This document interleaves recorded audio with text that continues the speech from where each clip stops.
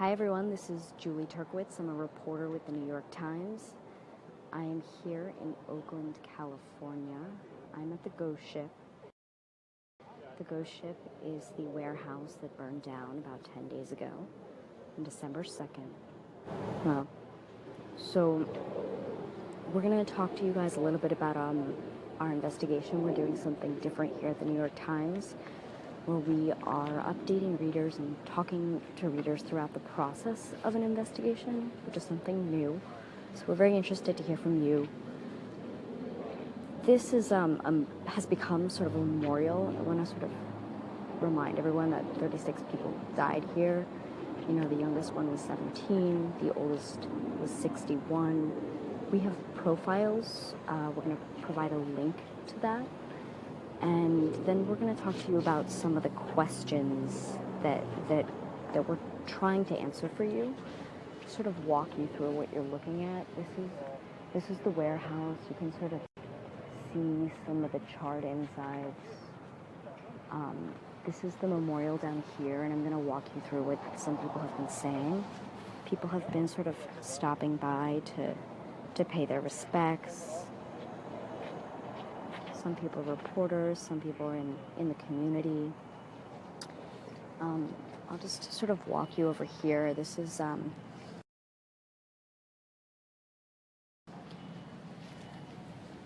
notes that have been left for the community.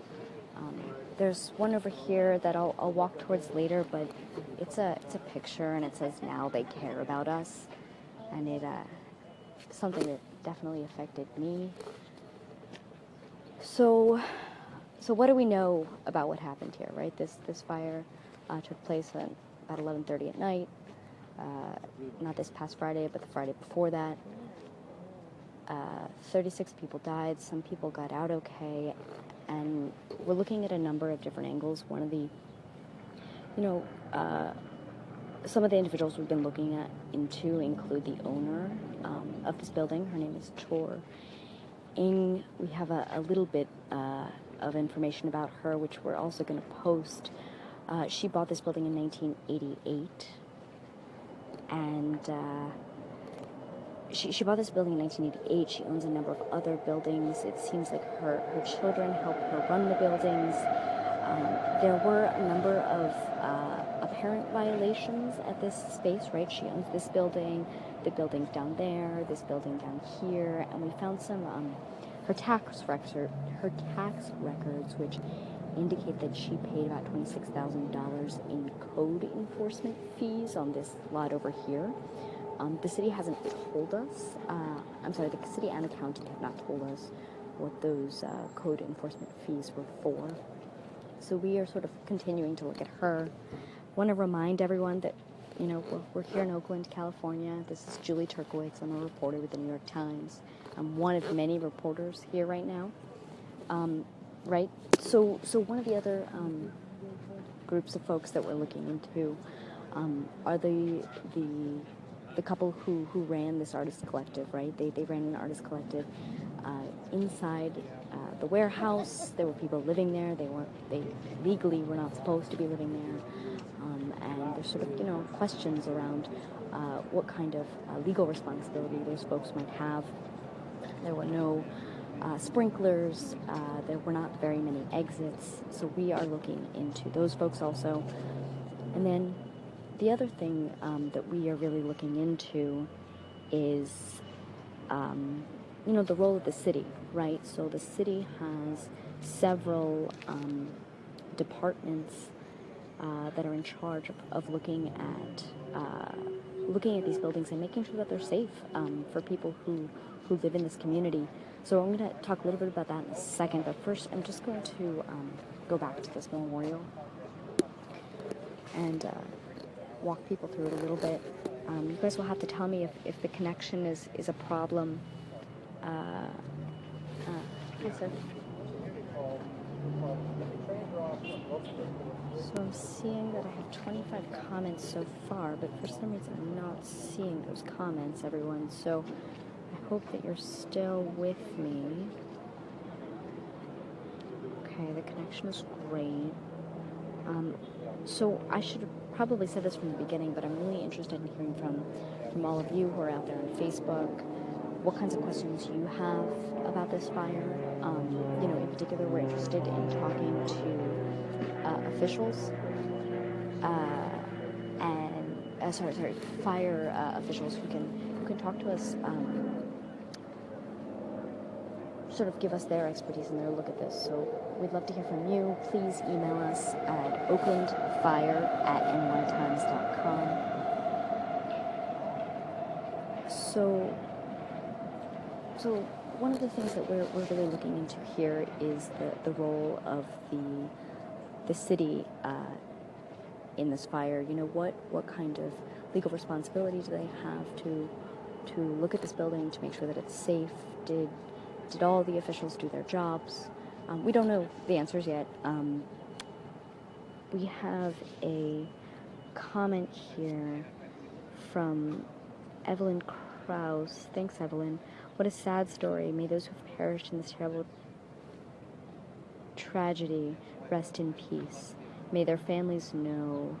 I'm having some trouble seeing it, but thank you, Evelyn. I really appreciate it. So anyway, very briefly, there are two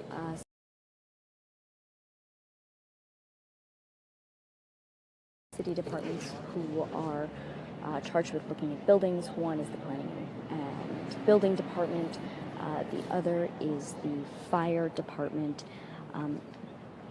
The fire department has said that this building was not in their inspection database, so we don't know if the fire department ever came by, ever went inside. The planning department has said that none of its inspectors have been inside in 30 years. So there are large questions around whether anybody was sort of paying attention to this building or this place, and then also if there are other places around the city that have similar problems, and that's something we're really going to be looking into. So I hope that you guys will write us. I'm going to look at some of these comments. So I want to remind you that we are in Oakland, California. We're at the scene of the ghost ship. This is the artist collective that burned down, or mostly down, on December 2. If you guys can see, there actually a team inside that's working on cleaning it up right now.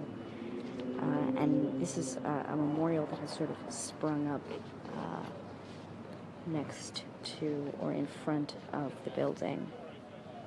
So I'd love some questions from you guys.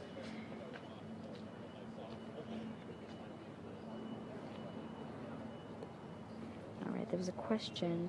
What about the guy who leased it? Yeah, so thank you, Mary Shane. I really appreciate it. So there was a man, his name is Derek Ion Almena, who leased this building. He leased it to many different individuals who paid something like $700 a month to live inside. There are major questions about how much he realized that this was a danger inside, and if he ever did anything to sort of try and fix some of those potential dangers. And we are looking into that. I want everyone to know that so far the district attorney for the county has said that she basically launched a criminal investigation. It's not clear, though, who might be charged, right? There are a number of people who maybe could be charged, but we really don't know. And yesterday I spoke with a lawyer who was in charge of bringing charges in a similar fire in Rhode Island. And in that case, it took about 9 months for charges to be brought. So it might be quite some time before we see any charges, if any at all. I also want to remind everyone that we don't know what caused this fire.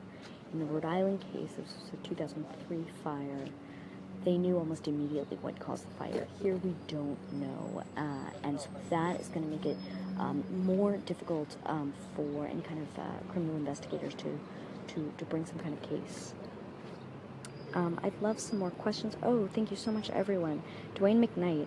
So where were the officials inspecting the building for occupants' safety usage and fire hazards? That is a good question, Dwayne McKnight.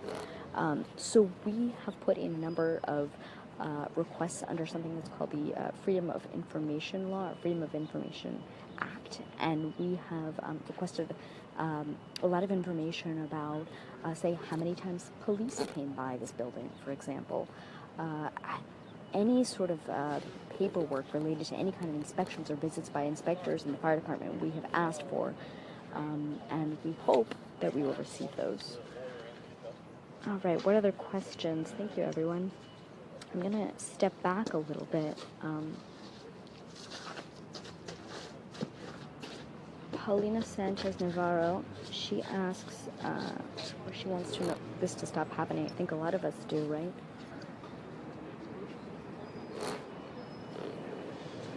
So